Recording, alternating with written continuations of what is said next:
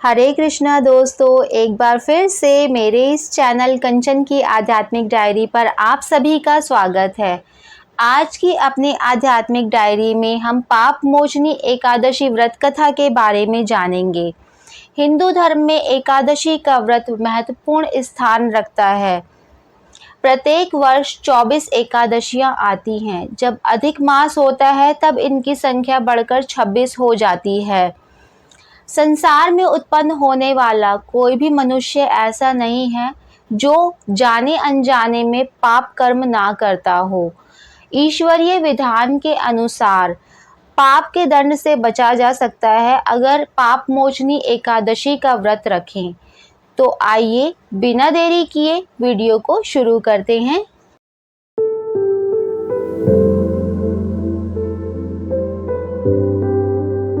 पुराणों के अनुसार चैत्र मास के कृष्ण पक्ष की एकादशी को पाप मोचनी अर्थात पाप को नाश करने वाली एकादशी कहा जाता है। इस साल के चैत्र मास की पाप मोचनी एकादशी 5 अप्रैल को है। भगवान कृष्ण ने स्वयं इस कथा को अर्जुन से कहा है। कथा के अनुसार भगवान अर्जुन से कहते हैं कि एक समय राजा मांधाता ने लोमश ऋषि से पूछा कि हे प्रभु, मनुष्य जाने अनजाने में जो पाप कर्म करता है उससे कैसे मुक्त हो सकता है। राजा मांधाता के इस प्रश्न के जवाब में लोमश ऋषि ने राजा को एक कथा सुनाई। कथा के अनुसार चैत्ररथ नामक सुंदर वन में च्यवन ऋषि के पुत्र मेधावी ऋषि तपस्या में लीन थे। एक बार उस वन में मंजू घोषा नामक सुंदर अप्सरा घूम रही थी। उस अप्सरा की नज़र मेधावी ऋषि पर पड़ी और वह उन पर मोहित हो गई।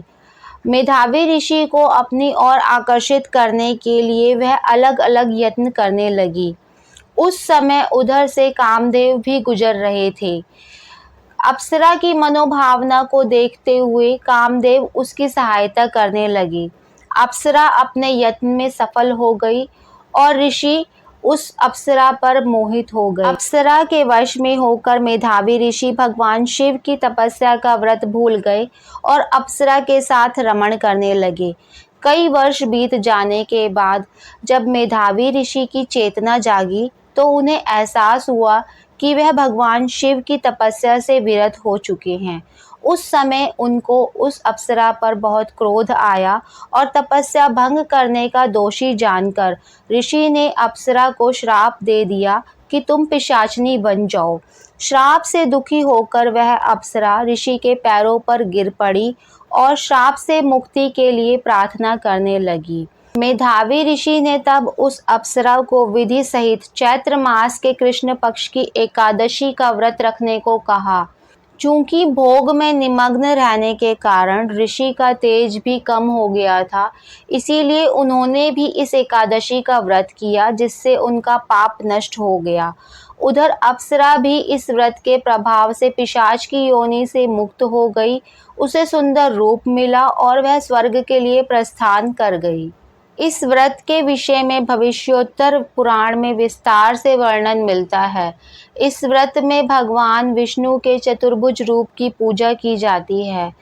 व्रती दशमी तिथि को एक बार सात्विक भोजन करे और मन से भोग विलास की भावना को निकालकर हरि में मन लगाए। एकादशी के दिन सूर्योदय काल में उठकर स्नान करे और व्रत रखने का संकल्प करे।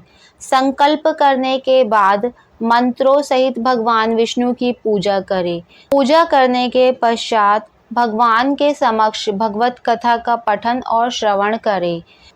एकादशी तिथि को रात्रि जागरण करने से कई गुना पुण्य मिलता है। अतः रात्रि में भी निराहार रहकर भजन कीर्तन करते हुए जागरण करें। द्वादशी तिथि को प्रातः काल स्नान करके भगवान विष्णु की पूजा करें। इसके पश्चात ब्राह्मणों को भोजन करवाकर दक्षिणा सहित विदा करें। तत्पश्चात स्वयं भोजन करें। आज की अपनी आध्यात्मिक डायरी के विषय को हम यहीं समाप्त करते हैं। वीडियो को लाइक, शेयर और कमेंट करके ज़रूर बताएं कि आपको हमारी वीडियो कैसी लगी। साथ ही हमारे इस चैनल कंचन की आध्यात्मिक डायरी को सब्सक्राइब करना और बेल आइकन पर क्लिक करना ना भूलें, जिससे कि आने वाली नई कथाओं की जानकारी आपको मिलती रहे। वीडियो को आखिर तक देखने के लिए आप सभी का धन्यवाद। अब मिलते हैं नेक्स्ट वीडियो में।